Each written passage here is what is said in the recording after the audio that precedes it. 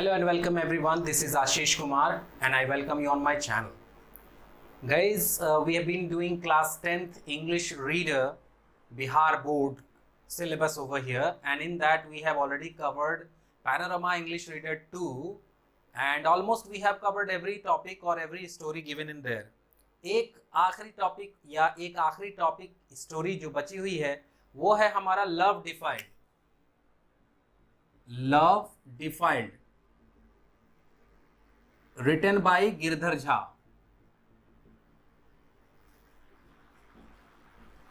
ये स्टोरी है आपकी 7वीं number story chapter 7 English reader 2 या पैनोरामा इंग्लिश रीडर 2 बुक की.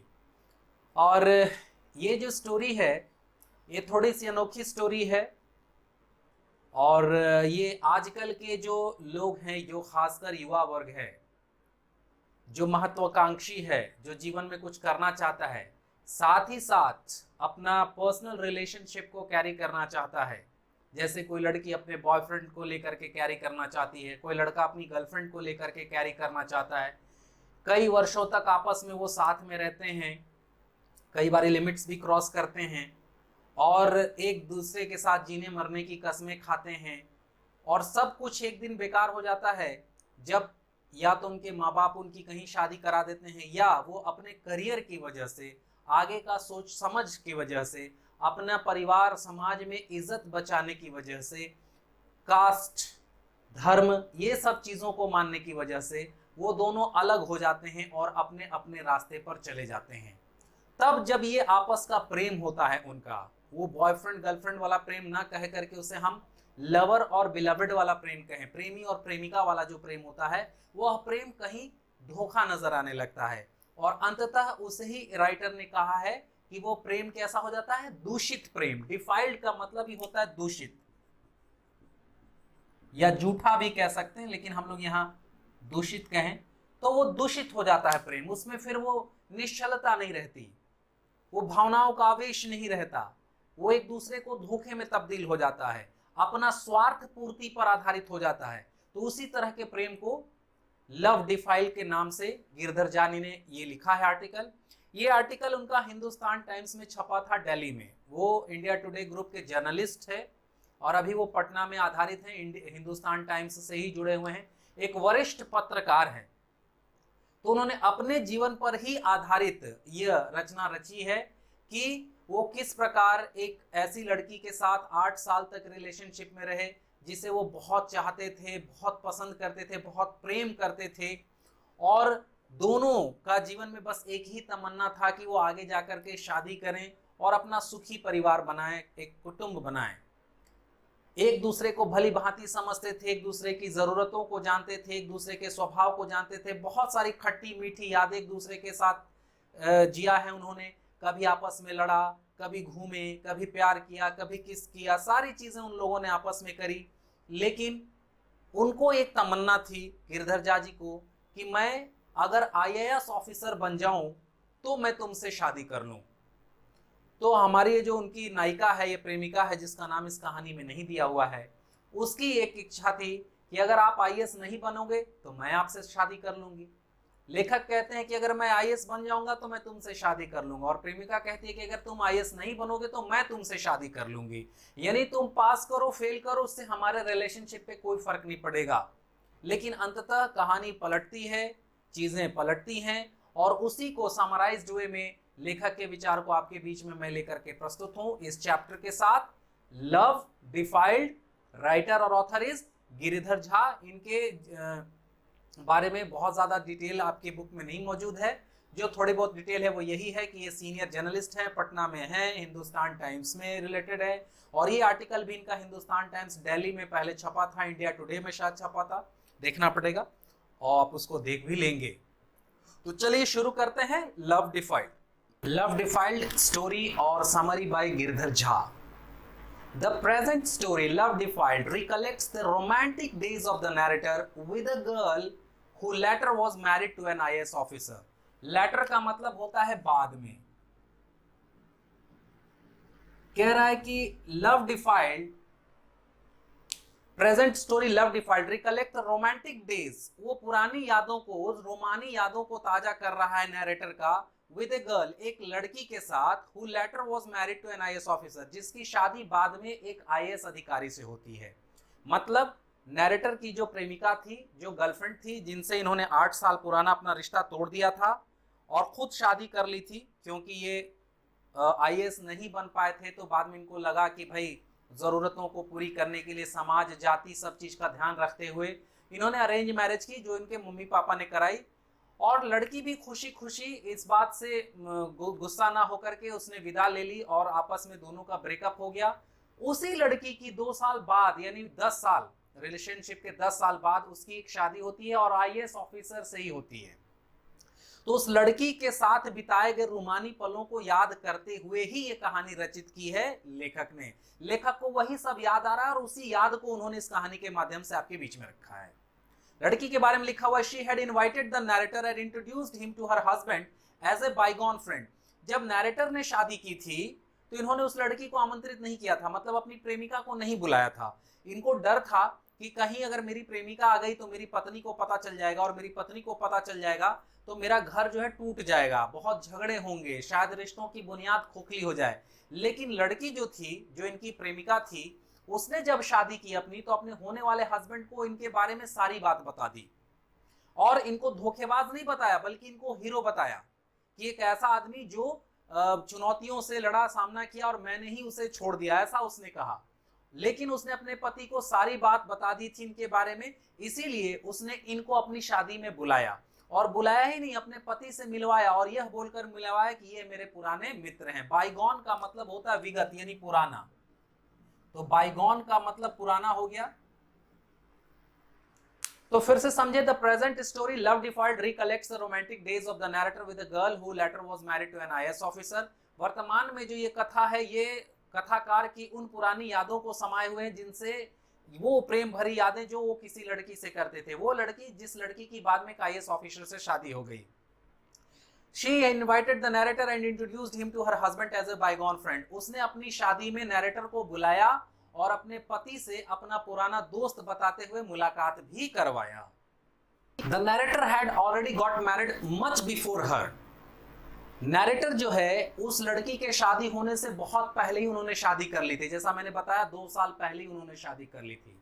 And started a career as a professional journalist, और उन्होंने पत्रकार बनकर के अपना करियर भी शुरू कर दिया था। लेखक कह सकते हैं, पत्रकार कह सकते हैं, उन्होंने इंडिया टुडे में पत्रकारिता का पद ज्वाइन करके अपना करियर भी शुरू कर दिया था। But the tender love between the narrator and the girl could never get a physical ground. Tender का मतलब हो गया कोमल, जो दोनों के बीच में कोमल स्नेह था, कोमल प्रेम था, वो कभी भी ग्राउंड पर नहीं आ सका, मतलब साकार नहीं हो पाया। हमारे यहाँ प्रेम का अनुभूति या प्रेम का साकार होना, मूर्त रूप होने का मतलब एक ही होता है, शादी होना। प्रेम का साकार होना या प्रेम के सफल होने का मतलब है हमारे यहाँ कि बॉयफ्रेंड्स गर्लफ्रेंड्स आपस में शादी कर ले, तभी माना जाता है कि उनका प्यार सफल रहा। तो ऐसा इनके बीच में नहीं हो पाया। The story is based on the irony of circumstances. ये जो कहानी है ये स्थिति की विडंबना पर ही आधारित है। आयरनी का मतलब यहाँ व्यंग होता है, लेकिन आप यहाँ समझेंगे कि विडंबना हो गया, और सर्कमस्टांसेस का मतलब होती है स्थिति, परिस्थिति। जैसा मैंने बोला, परिस्थितियों और परिस्थितियों के उथल पुथल पर ही यह कहानी आधारित है। फिर से इस पैरा की एक बार हिंदी सुन ले। The narrator had already got married much before her and started career as a professional journalist. Narrator ने अपनी प्रेमिका की शादी के बहुत पहले ही शादी कर ली थी और उन्होंने वरिष्ठ पत्रकार या प्रोफेशनल पत्रकार के रूप में अपनी जॉब शुरू कर दी थी। But the tender love feeling between the narrator and the girl could never get a physical ground. लेकिन उन दोनों के बीच में जो प्रेम का अनुभव था उसे कभी भी एक सार्थक रूप नहीं मिल पाया। The story is based on the irony of the circumstances, और यह कहानी उसी स्थिति परिस्थिति के ऊपर ही आधारित है। But there is a happy touch of affection between the girl and the boy. लेकिन उन दोनों के बीच में एक स्पर्श का अनुभव है, एक स्नेह के स्पर्श का अनुभव है। अफेक्शन का मतलब होता है स्नेह, मतलब भले दोनों अलग हो गए हैं एक दूसरे से, भले दोनों की आपस में अलग जिंदगी हो गई है, दोनों ने अलग अलग शादी की, जो जर्नलिस्ट नहीं बन करके आईएएस बनना चाहते थे वो आईएएस नहीं बन करके जर्नलिस्ट बने, और जो लड़की की शादी हुई वो बंदा जर्नलिस्ट बनना चाहता था लेकिन आईएएस में सिलेक्ट हो गया। उसके बावजूद इन दोनों के रिश्तों में एक स्नेह बना हुआ है और यही दिखा रही है ये कहानी। The writer has given a brief and slight glimpse of it. जो राइटर हैं वो एक ब्रीफ मतलब सारांश, छोटा कह सकते हैं, ब्रीफ का मतलब छोटा होता है, सारांश हो गया, और ग्लिम्स का मतलब होता है झलक। उन्होंने आपस में जो उन दोनों के बीच में स्नेह है, अभी भी शादी दोनों की अलग अलग हो चुकी है और आज भी दोनों के जो रिश्ते बने हैं एक तरह से रिश्ते खराब नहीं हुए हैं, जबकि टेक्निकली राइटर ने उस लड़की को धोखा दिया, अपनी शादी करने के लिए उन्होंने उसको छोड़ दिया, उसके बावजूद वो लड़की अभी तक उनको कोई बुरा भला नहीं की और अपने हस्बैंड को भी उनके बारे में बता दिया। तो ये ही झलक राइटर ने दिखाई है कि देखिए अभी भी हमारे बीच में आपसी स्नेह का बंधन बंधा हुआ है। She heard my cock and bull story. देखिए कॉक एंड बुल स्टोरी बड़ा ही अच्छा फ्रेज लिया गया है यहाँ पे।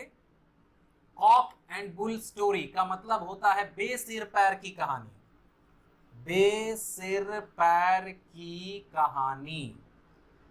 जब हम लोगों को आपस में एक दूसरे से अलगाव करना होता है तो झूठ मूठ का हम लोग बहाना बनाते हैं, एक दूसरे पे कई बार दोष लगा देते हैं।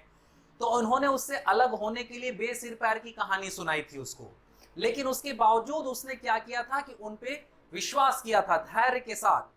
नेवर शोड एनी इमोशंस, उसने कोई भावनाएं नहीं दिखाई थी, मतलब and insisted on footing the bill, और वो भुगतान करने को तैयार थी। फुट द बिल का मतलब होता है भुगतान करना, फुट द बिल का मतलब होता है भुगतान करना, मतलब पेमेंट करना अपनी भाषा में।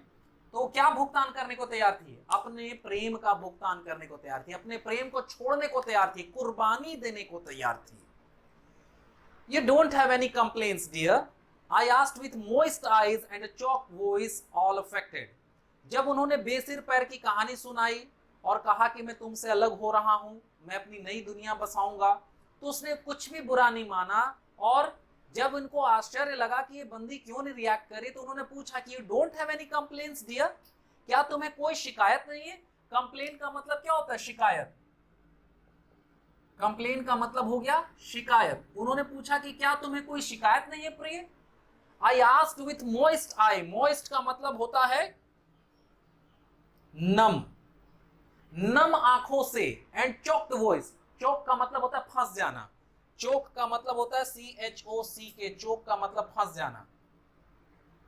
कहते हैं मेरा गला चोक कर गया, मतलब मेरा गला रूंध गया, गला फंस गया। तो चोक वॉइस, रूंधते हुए आवाज से, क्योंकि उनको डर था, गला उनका भर आया था। और उससे उन्होंने पूछा कि क्या तुम्हें कोई शिकायत नहीं है? क्योंकि उनको लग रहा था कि भैया हमारा इतना 8 साल का प्रेम है और ये टूट रहा है, तो उनको तो बुरा लग रहा था, लेकिन वो परिस्थितियों के साथ जाते हुए उन्होंने डिसीजन ले लिया था कि मुझे अपना रिलेशनशिप इनके साथ खत्म कर लेना है। तो जब उन्होंने अपना कहानी सुनाया उनको कि देखो ये बात है और मैं तुम्हारे साथ अब रिश्तों को अपना मूर्त रूप नहीं दे पाऊंगा या हमारी शादी नहीं हो पाएगी, तो लड़की गुस्सा नहीं हुई, उसने पेशेंटली कोई भावनाएं जाहिर नहीं की। तो इनको लगा कि आखिर हो क्या गया, तो इन्होंने पूछा कि क्या तुम्हें मुझसे कोई शिकायत नहीं है? She clasped my hand with both hands. Clasp का मतलब होता है मजबूती से पकड़ना, clasp का मतलब होता है मजबूती से पकड़ना। उसने मेरे हाथ को दोनों हाथों से मजबूती से पकड़ा। And she said, और उसने कहा, How can I have complaint against a man who has given me so many moments of happiness? मैं कैसे उस आदमी से शिकायत कर सकती हूँ, या उस आदमी से मैं कैसे शिकायत पाल सकती हूँ जिसने मुझे मेरे जीवन में कई सारे खुशियों के पल दिए हों, जिनके साथ मैंने जीवन में कई सारी खुशियां पाई हों। I think if you are happy this way, मुझे लगता है कि यदि तुम्हें ऐसा करने से ही खुशी है, तुम ऐसे ही खुश रहोगे। I should not be so mean, तो मुझे इतना मतलबी नहीं होना चाहिए as not to feel happy for you, कि मैं तुम्हारे लिए खुश ना हूं। Good bye and take care, अपना ख्याल रखना, अलविदा बोल करके वो बंदी चली जाती है। तो इस प्रकार इस पैरा का क्या पूरा हिंदी हुआ कि उसने अपने हाथ दोनों हाथों से मेरे हाथ को पकड़ा और कहा कि मैं कैसे तुम्हारी शिकायत कर सकती हूँ, या मैं उस इंसान से कैसे कोई शिकायत पाल सकती हूँ जिस इंसान ने मुझे जीवन में अनगिनत खुशियों के पल दिए हों। यदि तुम्हारी खुशी ऐसे ही है तो मैं इतनी मतलबी नहीं हो सकती कि मैं तुम्हारी खुशियों में बाधा उत्पन्न करूं, मैं भी तुम्हारी खुशी में ही खुश हूं। अलविदा, अपना ख्याल रखना। तो इस प्रकार वह बंदी उनसे विदा ले लेती है और विदा लेके अगले 2 साल बाद वो इनविटेशन भेजती है।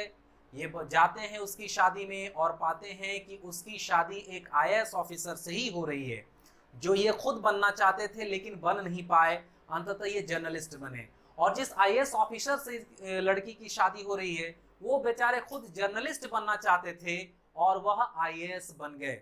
स्थिति की विडंबना यही है कि जो कहता था कि मैं अगर आईएएस ऑफिसर बन जाऊंगा तो ही मैं तुमसे शादी करूंगा, उसे आईएएस ऑफिसर ही मिला, उस लड़की की शादी आईएएस ऑफिसर से ही हुई। और जिसे खुद आईएएस ऑफिसर बनने की तमन्ना थी वह एक जर्नलिस्ट बनकर रह गया, और जिसको जर्नलिस्ट बनना था वो आईएएस बना और उसको फाइनली उस लड़की से शादी उसकी तय हुई। लेकिन वो लड़की रिश्तों में कोई खोट नहीं रखना चाहती थी, इसलिए उसने इनके बारे में सारी बात अपने पति को बतलाई और उनको मित्र बता करके सामने प्रस्तुत किया, और उसने मन में उनके प्रति कोई द्वेष नहीं पाला। लेकिन इन्होंने ये दिखाया है कि इनका प्रेम जो था वो दूषित प्रेम था, इनका प्रेम में वो ताकत नहीं थी, क्योंकि ना तो इन्होंने शादी की, ना इन्होंने उसको अपनाया और सच बोला भी नहीं, बेसिर पैर की कहानी सुना करके उससे छुटकारा पाया, और तो और अपनी शादी में भी उसे नहीं बुलाया। और उस बंदी ने 2 साल बाद ही सही लेकिन अपनी शादी में इनको बुलाया और इज्जत भी दी, अपने पति से भी मिलवाया। तो इनको बहुत ही ग्लानि महसूस हुई कि बताओ अंततः मैंने क्या पाया जीवन में।